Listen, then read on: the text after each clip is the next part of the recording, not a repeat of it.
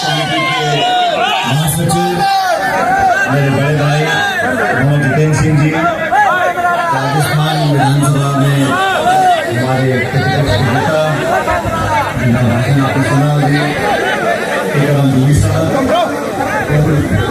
मंत्री कांग्रेस के अध्यक्ष रावत जी, अरे यार पीछे हो जाओ थोड़े नीचे मीना जी, छापड़ा से लाल साहब, हमारे विधायक मनीष यादव जी, हमारे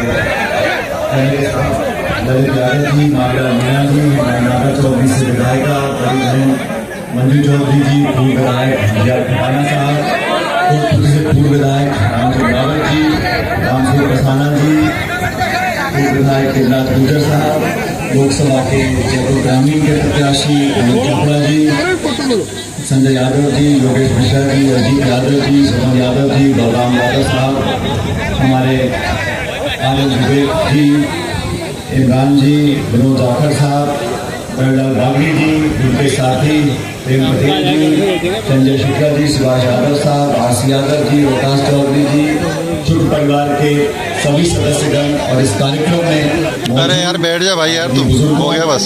माताओं, बहनों, नौजवान दोस्तों, साथियों, जैसा बाकी वक्ताओं ने कहा, मैं सबसे पूर्ण इस परिवार के सभी सदस्यों का बहुत बहुत धन्यवाद करता हूँ।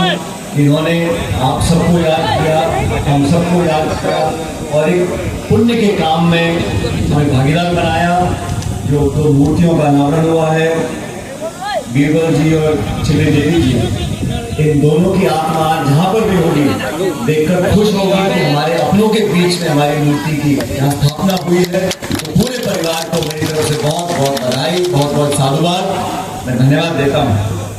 और ये बात भी सच है कि ये कार्यक्रम बहुत पहले होना चाहिए था, समय आगे पीछे होता रहा और मुझे बेहद खुशी है कि आज जितेंद्र सिंह जी, जूली साहब और हम और आप मिलकर इस नेक काम को, शुभ काम को करने में यहाँ आज इकट्ठा मौजूद हुए। दोस्तों, ये इतनी बड़ी तादाद में आप लोग आए हो, जैसा टीकाराम जी बोल रहे थे, ये आपसी प्रेम, भाईचारा, सामाजिक मेल जोल, प्यार मोहब्बत, ये सबसे बड़ी पूंजी है, न सिर्फ इस क्षेत्र की, जिले की, लेकिन प्रदेश और देश की। ये जो संस्कार है, ये आत्मीयता का संस्कार, पारिवारिक मान सम्मान, उम्र का लिहाज करना, लोगों को मान सम्मान देना, ये दुनिया में 200 मुल्क हैं, किसी देश में नहीं। हमारी मिट्टी में, हमारे देश में, हमारे राज्य में जो इतिहास है, जो संस्कार है, वो एक अनूठा है और उसी की बदौलत आज हम एक दूसरे के सुख दुख के भागीदार रहते हैं। लेकिन बाकी देशों में तो कोई इसे ना पूछता ना पूछता, अपनी मनमर्जी करते हैं। लेकिन यहाँ हम सब लोग एक दूसरे के जीवन में, अच्छे बुरे समय में एक दूसरे का हाथ थामते हैं, ये बहुत बड़ी पूंजी है।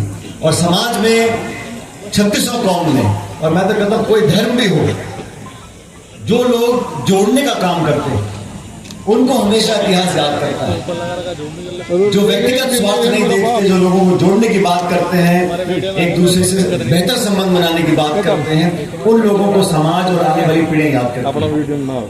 राजनीति में भी बहुत से लोग हैं, तो पंच है, सरपंच है, सीआर, डीआर, प्रमुख, प्रधान, एमएलए, एमपी, मंत्री, मुख्यमंत्री, घने पद हैं और हमेशा पद पे कोई ना कोई बैठा ही रहता है। आज कांग्रेस, कल बीजेपी, कुछ 24 घंटे 12 महीने राजनीतिक पदों पर कोई ना कोई व्यक्ति बैठा है। लेकिन वो लोग जो राजनीति में रहते हुए जन कल्याण का भी काम करें, विकास का भी काम करें, लेकिन राजनीतिक वो होते हैं, राजनीति के माध्यम से समाज सेवा वो लोग करते हैं जो आत्मीयता की बात करें, जो मेरे आपके अगर कोई सोच की फर्क है उसको टापने का काम करें, जोड़ने का काम करें। मतभेद हो सकता है, अलग अलग सोच हो सकती है, लोगों को जोड़कर इकट्ठा कर आगे बढ़ेगा, वही क्षेत्र विकसित हो सकता है, वही लोग आगे बढ़ सकते हैं। इसलिए राजनीति में भी अच्छी पहचान कर, और मैं तो कहता हूं जो हमारे ग्रामीण परिप्रेक्ष्य में लोग रहते हैं, जो हमारे मतदाता गांव ढाणी में रहते हैं, उनसे समझदार कोई मतदाता नहीं होता। शहर के मतदाता फिर भी टीवी अखबार देख के समझ जाते हैं, लेकिन गांव का हमारा कोई चौधरी पटेल पंच बैठा है, गांव से मालूम है कि नेता बोल क्या रहा है, इसके पेट में क्या बात है, नेता कहता क्या है, उसके घर वाले करते क्या है, नेता के घर में सब्जी कौन सी बन रही है, ये भी हमारे मतदाताओं को मालूम रहता है। और आप लोग जागरूक रहो, यही लोकतंत्र की जीत है। हमारे गणतंत्र में, जमहूरियत में लोकतंत्र मजबूत इसलिए है क्योंकि हमारे पास अधिकार है। 130 करोड़ लोग समान अधिकार है। धर्म, जाति, बिरादरी कुछ भी हो, कोई बोली बोलने वाला हो, किसी की पूजा पाठ करने वाला हो, हर व्यक्ति को एक वोट का अधिकार है। वो बड़ा उद्योगपति हो, रिक्शा खींचने वाला हो, सब एक वोट के मालिक हैं। सबको बराबर का अधिकार दिया संविधान ने। वो संविधान जो दुनिया में आज एक उदाहरण बन गया, वो संविधान जिसका निर्माण अंबेडकर साहब ने किया, जो हमारी आन बान शान है, सबसे बड़ा मुल्क का एक ग्रंथ है, वो संविधान है। उसी कसम हम सब लोग खाते हैं। हम जब शपथ लेते हैं तो संविधान की कसम खाते हैं, लेकिन दुर्भाग्यवश जब पद पे आसीन हो जाते हैं तो सत्ता की इतनी लालच हमको हो जाती है कि संविधान की भावना को तार तार कर कर हम सबकी छाती में बैठना चाहते हैं। सुनने वाला कोई नहीं है। 6-4-5 घंटे बिजली आती है और बात क्या करते हैं, 4 लाख रोजगार देंगे, 24 घंटे बिजली देंगे। अरे भाई 10 साल से आप सरकार दिल्ली से चला रहे हो, 12 महीने आपको जयपुर में हो गए, कितने बच्चों को नौकरी दे पाए आप? और आप पूछो नौकरी क्यों नहीं मिल रही? अरे फला मस्जिद को खोदते उसको भी निकल जाएगा, संभल में खोद दो, अजमेर को खोद दो। दुनिया का ध्यान बटाने के लिए मंदिर, मस्जिद, हिंदू, मुसलमान, हिंदुस्तान, पाकिस्तान, बस यहीं तक सीमित है। इनका रिकॉर्ड टेप जो यहीं बंद हो जाता है। बाकी निवेश, उद्योग, किसान, बिजली, खाद, पानी, शिक्षा, चिकित्सा कोई मतलब नहीं है। इसलिए आप लोग सचेत रहें। अच्छे लोगों का मौका दोगे, अच्छे लोगों के साथ आप लोग लगोगे तो हमारा भविष्य बेहतर होगा। आज जितेंद्र सिंह जी यहां बैठे, जितेंद्र सिंह जी की स्वर्गीय माता श्री युगानी महेंद्र कुमारी जी, जितेंद्र सिंह जिस टाइम राजनीति में शायद आए नहीं थे। मेरा उम्र बहुत फर्क है, इनकी स्वर्गीय माता श्री और मेरे उम्र में बहुत फर्क है, लेकिन हमारी दोस्ती हो गई और हम दोनों अच्छे दोस्त बने। मैं भंवर साहब से पहले इनकी माता जी का दोस्त बना और मुझे याद है जब वो संसद भी यहाँ पे थी, हम लोग हमेशा अच्छे माहौल में चर्चा करते थे और हमेशा लोगों को आगे रखकर हमारा हमेशा चर्चा होती थी। मैं भी उम्र में इस टाइम छोटा था, लेकिन एक बात मैं क्योंकि मलवर में है जितेंद्र सिंह जी, मैं आपसे बोलना चाहता हूं, मेरी शिकायत भी है। आप मध्य प्रदेश के प्रभारी हो, असम के प्रभारी हो, हम दोनों अखिल भारतीय कांग्रेस कमेटी के महासचिव हैं। पार्टी ने मुझे जिम्मेदारी दे रखी छत्तीसगढ़ की, हर जगह हम संगठन का काम कर रहे हैं। 75 साल देश को हो गए, याद हुए 70 साल संविधान हम मना रहे हैं। संविधान में जो प्रावधान लिखे हुए हैं उसको अपना मौलिक अधिकार हम लोग मानते हैं, क्योंकि अब तक जो शासन रहे 7 दशकों तक किसी पार्टी का शासन रहा हो, किसी ने भी संविधान को चुनौती नहीं दी, संविधान की मूल भावना से खिलवाड़ नहीं किया। लेकिन मुझे खेद है, मुझे दुख है, मुझे पीड़ा है, आज जो लोग सत्ता को चला रहे हैं उन्हें कोई परवाह नहीं है संविधान में क्या लिख रहा है, कोई परवाह नहीं विपक्ष क्या बोलता है, कोई परवाह नहीं कि संवैधानिक संस्थाओं को हम जड़ से खत्म कर रहे हैं। उन्हें सिर्फ सत्ता चाहिए। धनबल का प्रयोग करो, समाज में नफरत फैला दो, भाई को भाई से लड़ा दो। कोर्ट कचहरी क्या बोल रही है, निर्वाचन आयोग क्या बोल रहा है, मीडिया क्या बोल रहा है, जनता क्या बोल रही है, कोई मतलब नहीं। हमें सचेत होना पड़ेगा। हम भी आपस में, गांव में सरपंच का चुनाव होता है, 6-8-10 लोग लड़ते हैं, जीत तय की, और जो हार जाता है वो गांठ बांध लेता है कि मुझे तो सरपंच की उसकी धोती खोलनी है। अब बाद में जो चुनाव लड़ेगा, चाहे किसी पार्टी का, सरपंच किसके साथ है, फला तो मैं दूसरे गैर हो जाऊंगा। ये जो सोच है, इससे उठना पड़ेगा। हमारे देश के लिए, प्रदेश के लिए कौन सी विचारधारा, कौन सी सोच, कौन सा नेतृत्व, कौन से इंसान हमारे लिए बेहतर है।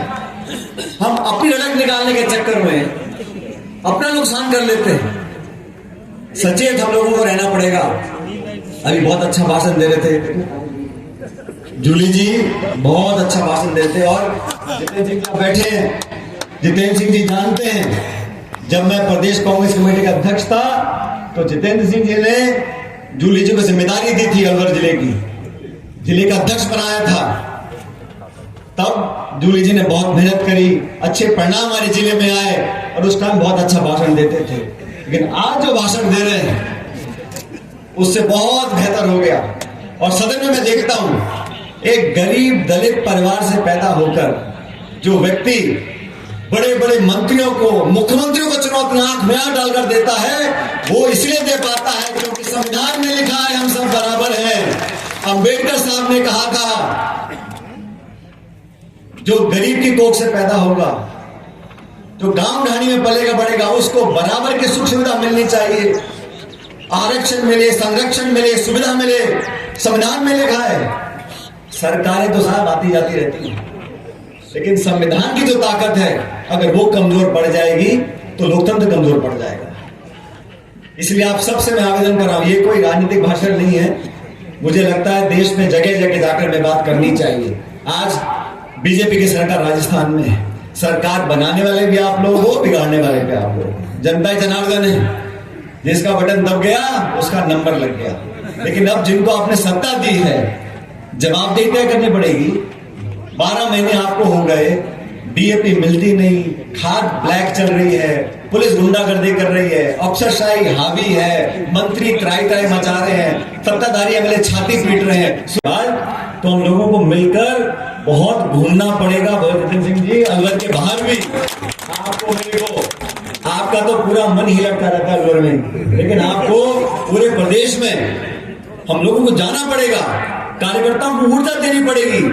कार्यकर्ता भी सोचता है जब नेता ही नहीं भागदौड़ करा तो मैं काहे को भागूं। इसलिए जितेंद्र सिंह जी, आप और हम मिलकर ना सिर्फ जिले में, संभाग में, लेकिन पूरे प्रदेश में जाकर कार्यकर्ताओं को ताकत दें, उनको हिम्मत बताएं, क्योंकि ये जो शासन करने वाले हैं ये चारों तरफ से पीटते हैं, कम्बल डाल के पीटते हैं।